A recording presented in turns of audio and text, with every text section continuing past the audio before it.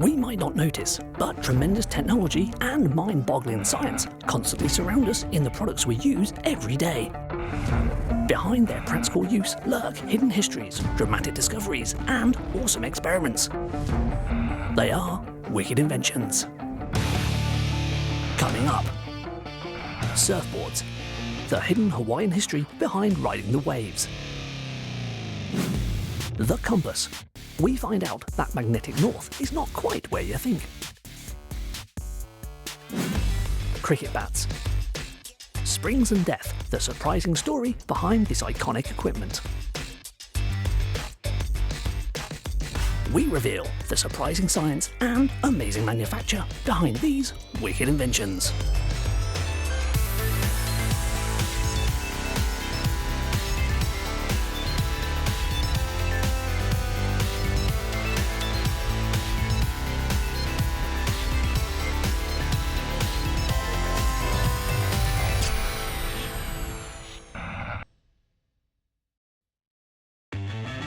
What do Captain Cook's voyages to the Pacific have to do with surfing? And what have the ancient Polynesians got to do with modern-day surfers?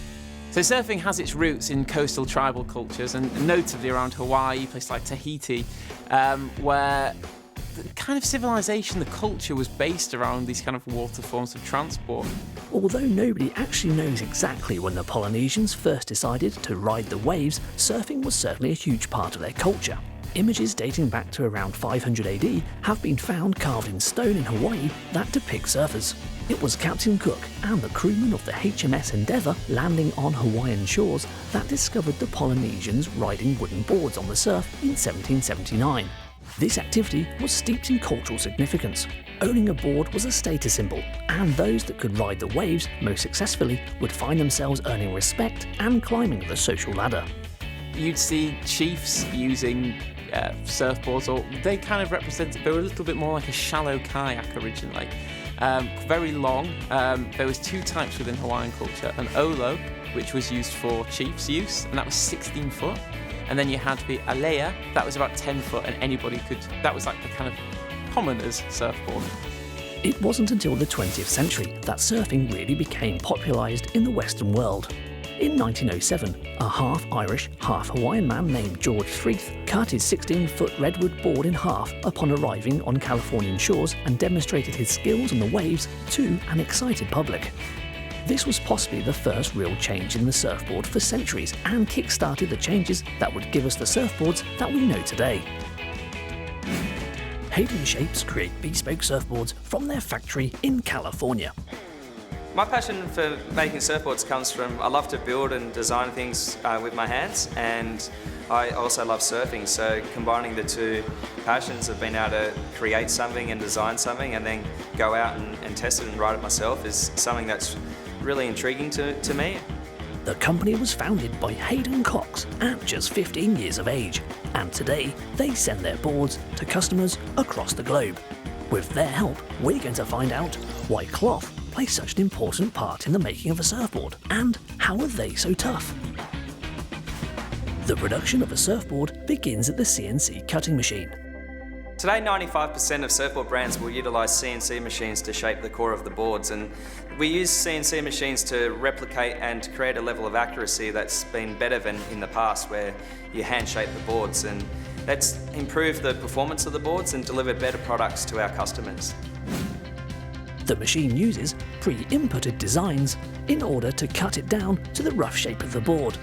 The material used for the board is rigid polyurethane foam. It is a great material as it is both light, strong and relatively easy to shape. Surfboards generally weigh between 4.5 to 6 pounds and around 2.5 to 3 kilos depending on their size. The use of a CNC machine is quite a new technology, and it gives the boards a great consistency. In the past, boards would be traditionally shaped by hand from a large block of foam. Once the CNC machine has worked its techno magic, it's time for human hands to take the reins. The next stage is the shaping process, where the board is shaped with extreme precision. The surface is smoothed and contoured to its final design with a planer. This is all done without a template, just the trained eye and experienced touch of the surfboard builder. The stereotypical shaping room will be sort of generally characterised by low-level lights with a shaping stand in the centre. And the reason why we have the low-level lights positioned at the right height is it casts a shadow into an apex in the centre of the room, which kind of catches the side of the board. And when you have those lights catch the side of the board, you can see all the different contours and sort of rockers and different curves that go on in the core of the board. And you're able to sort of identify what style of shape that you have and if you need to adjust it or alter it. When the bottom is finished, the board is flipped over and the top is shaped. A sander is used to remove any ridges left by the planer. Rough sandpaper is used to shape the sides of the board, otherwise known as the rails. The blank is given a final finish with fine sandpaper, and the position of the fins are then marked out. The fin plugs of the board are ready to be fitted now. A modern board would typically have 3 fins, but they can also be made with 1 to 5 fins, depending on the customer's requirements. These fin plugs will be used to add the fins once the board is complete. Now the fin plugs have been added, it's time for the lamination process. Fiberglass cloth is laid over the board and cut to fit. A laminating resin is then poured over the cloth and spread evenly using this handy spreading tool. So when we laminate the board, we use the carbon fibre, fiberglass and epoxy resins. And we apply the carbon fibre in the right amount to the perimeter of the surfboard. And we wet that out with which we would call a wet layup lamination, where it's all done by hand, and we also incorporate the glass fibres in the same process. So we end up with a carbon fibre frame that kind of extends from the bottom side to the top side, and that's connected through the fiberglass. One side of the board is done at a time, and each takes 8 hours to dry. The aim of this process is to give the board extra strength, provided by the fiberglass cloth that turns rock solid once the resin has cured. The next stage is the application of the hot coat. This is quite similar to the lamination process, but the resin mix is slightly different. It includes hot wax that will harden the board even further, as well as filling in and smoothing any slight imperfections from the lamination stage. Now this is dry, the board is fully reinforced and able to handle even the harshest of surf. All that needs to be completed now is sanding by hand.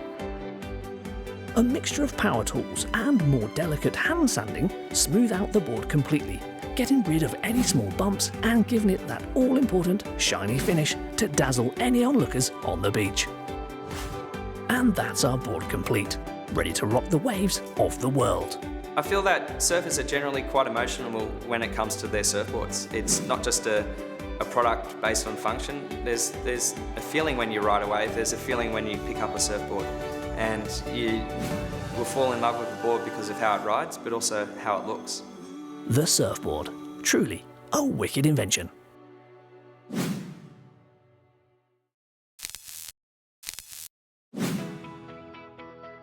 In our digital world of smartphones and sat-navs, travelling from one spot in the world to another has never been easier.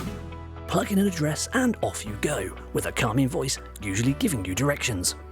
To many, the compass may have become obsolete as a means of navigation, but don't underestimate the scientific cleverness behind this simple device. Indeed, its tiny, quivering needlepoint is actually harnessing the power of the Earth's inner core and a force that protects us from death on a cosmic scale. It might not know a postcode and doesn't even point to where we think it does, but it will guide you home even when your sat-nav has run out of power.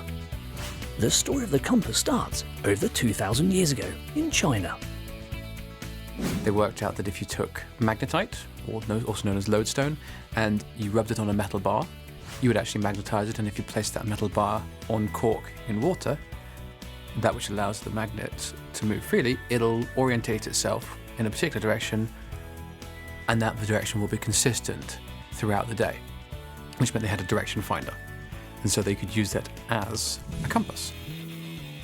The Chinese had discovered a naturally occurring magnetic mineral, and they used its magnetic power for spiritual causes, such as fortune-telling, until lodestone's direction-finding use was realised. Early navigation had relied on observing the stars, moon or sun, and cloudy weather meant you were lost. Not so with a compass. And by the 11th century, compasses were being used in China, and this clever technology spread out via trade routes to the rest of the medieval world. So, how does a magnetic compass work?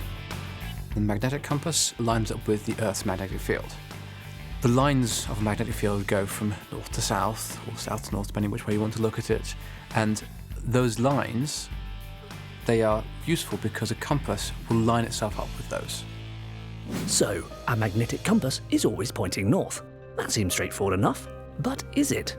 We all know the Arctic North Pole is where the compass is pointing to, right? Wrong.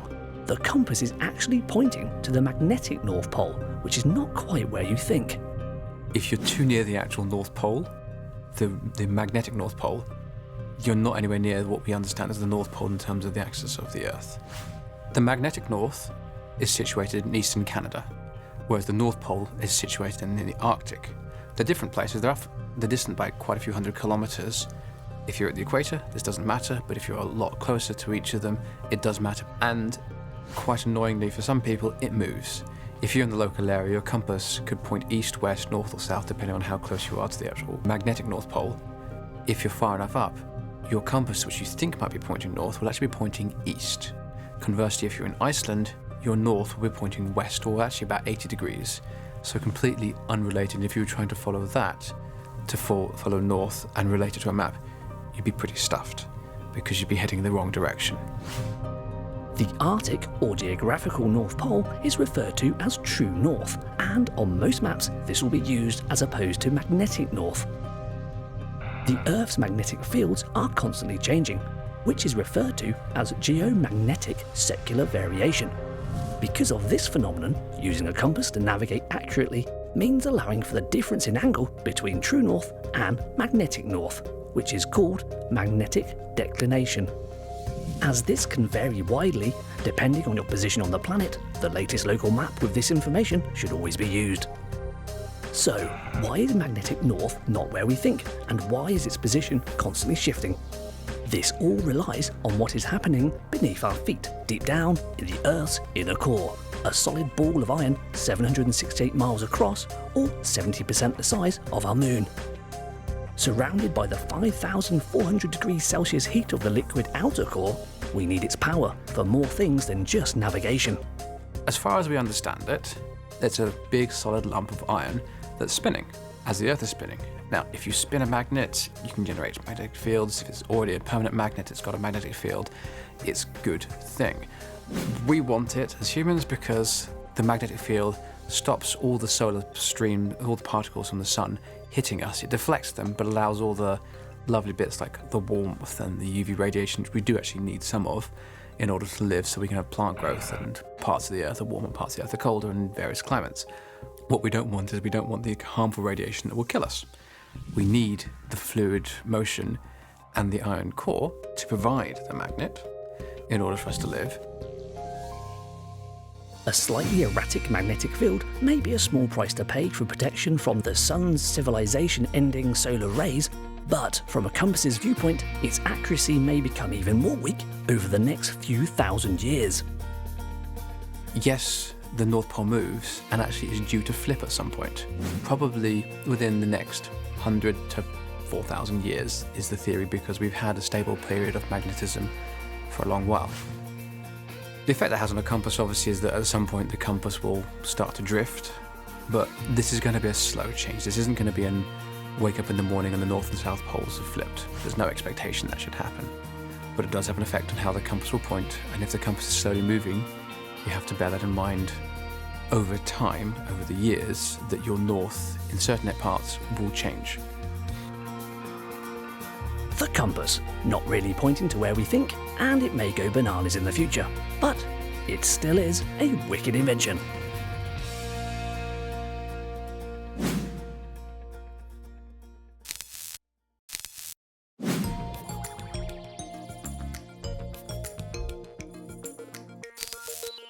Can we confuse a compass with just a battery and a metal coat hanger?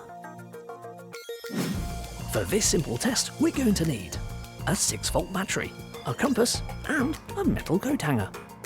To begin, we untwist the metal hook to unlock the hanger's two ends. Next, we position the hanger so it is following the north-south axis indicated by the compass. We carefully connect the coat hanger's ends to the battery's terminals, and the needle moves.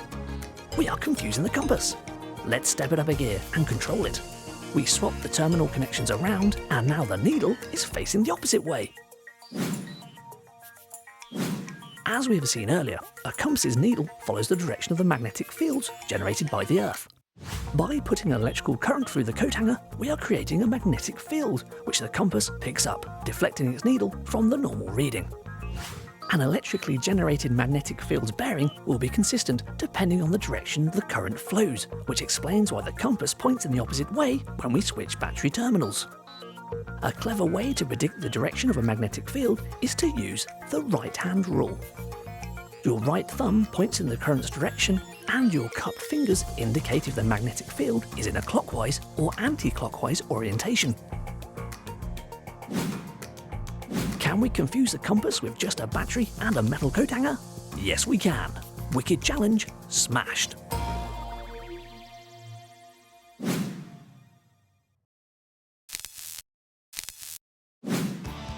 The sport of cricket has been a British pastime since the 16th century, and today is played worldwide on a global stage. But what about the all-important bat that used to strike the ball, sending crowds into a frenzy? The cricket bat's quite interesting because, again, it's one of these pieces of equipment which follows the evolution and development of sport. Now, if you saw a cricket bat 300 or 400 years ago, it looked completely different to what we have now, which is quite a vertical piece of wood. The earliest reference to a cricket bat comes shortly after the first mention of cricket being played in southeast England in the early 17th century. This reference has an unfortunate backstory, as the bat is mentioned due to a collision with a fielder that led to his death. These early bats were shaped much like hockey sticks and are quite different to the shape we know today. As the sport grew in popularity and rules were changed, the bat changed with it. By the late 17th century, the cricket bat became flat, with a maximum width of 4¼ inches. This is still the same today. However, these bats were extremely heavy, and it wasn't until the mid-19th century that bat makers began to use willow wood as standard, which was much lighter for the batsman. At this point, bats were all carved and shaped using just one piece of wood. The downside of this was that the shock from the heavy cricket ball would reverberate through the hands of the batsman, as well as often causing the wood bats to split. Now, as bowlers have got stronger, more powerful, a lot more pressure's put on the wood. Originally, cricket bats were made as a single piece, and you can imagine, with no flexibility, as the balls are coming in faster, bats are smashing and shattering. To counter this problem, the handles of the bats eventually began being added as separate pieces of wood and spliced into the blade of the bat. As this improvement was made and the sport became much more competitive, a standard length for the bat of 38 inches was agreed upon. Again, this standard has not changed to this day. To further reduce the shock of bat to ball, a spring began to be added to the bat handles. This spring ran through the centre of the wood and absorbed the shock. Initially, whalebone was used as the spring material, before being swapped for rubber, cork, or a combination of both. Since the 19th century, these bats have changed very little. Today, willow blades with springed handles of rubber and cork are still used, and many professional bats are still hand-carved in much the same way. So, just how do the bats get from raw wood to global cricket tournaments? What has a horse's shin bone got to do with cricket? Well, let's find out. Big 3 Cricket produce custom-made cricket bats from their workshop in Nottingham, England. The production of cricket bats starts with a careful selection of the wood. The wood used for cricket bats is willow. The wood of a willow tree, which grows natively in England as well as North America, is perfect for cricket. It is very tough and shock resistant, as well as being nice and light for the batsman. We use English willow for the cricket blade in the cricket bat, and we use that because it can withstand an impact, which is obviously crucial because you're hitting a hard ball, and also it's got a low enough density in that you can get a reasonably shaped or sized cricket bat for a particular weight. So they're the 2 main characteristics of the material that we need. The willow is delivered to the workshop before being cut down to size. Once completed, it is then placed in a press. Firstly, the bat is dampened slightly using a sponge. This softens the fibres in the willow and prevents the wood from splitting when being pressed. Once dampened, it is put through the press multiple times. The press applies extreme pressure onto the face of the bat. This strengthens the wood by compressing all of the fibres within it, giving the bat that extra bounce when making contact with a ball. So that process is a manual process, but it means that we can press each clef differently to make sure that we get the optimum ping out of every bat that we make. When complete, the bat is tapped with a hammer to make sure it has the correct bouncy properties. A CNC machine is then used to cut out the profile of the bat. This machine precisely cuts the panel to shape using a pre-inputted design, meaning that every bat is millimetre perfect and consistent.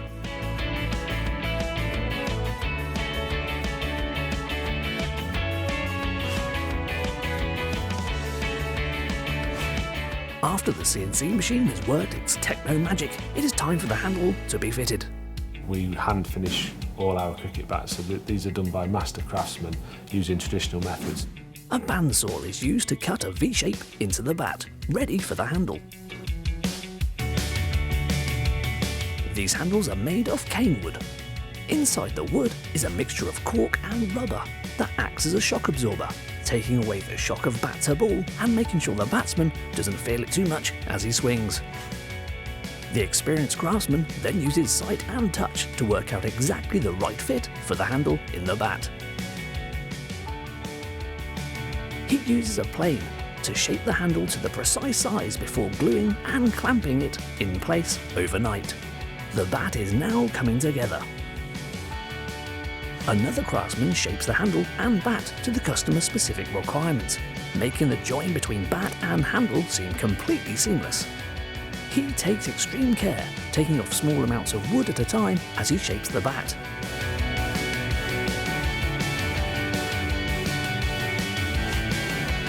He then uses a special wood file called a rasp to finish off the stage. The bat is now ready to be sanded and polished. A variety of different sanding machines are used for the sanding stage, all working together to give the bat a fantastically smooth finish. Once sanded, the corners and edges of the bat are polished in a unique way. A horse's shin bone is used to do this, which may seem strange. But the shin bone's unique properties are used to compress the wood to give it a smoother finish when rounding off the edges, without leaving a mark or stain on the wood surface. The face of the bat is then polished on the spinning polisher, giving it a great sheen.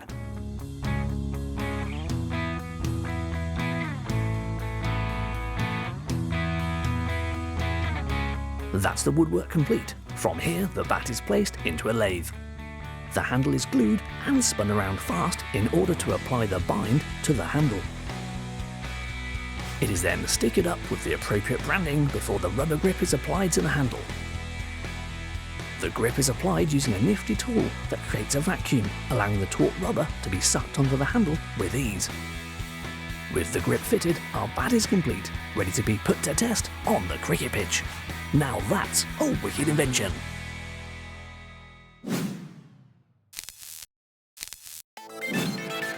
So, there you have it, a dash through the hidden history, super science and amazing manufacture of products that you use every day but have never realised their amazing backgrounds. Surfboards, the compass and cricket bats, all wicked inventions.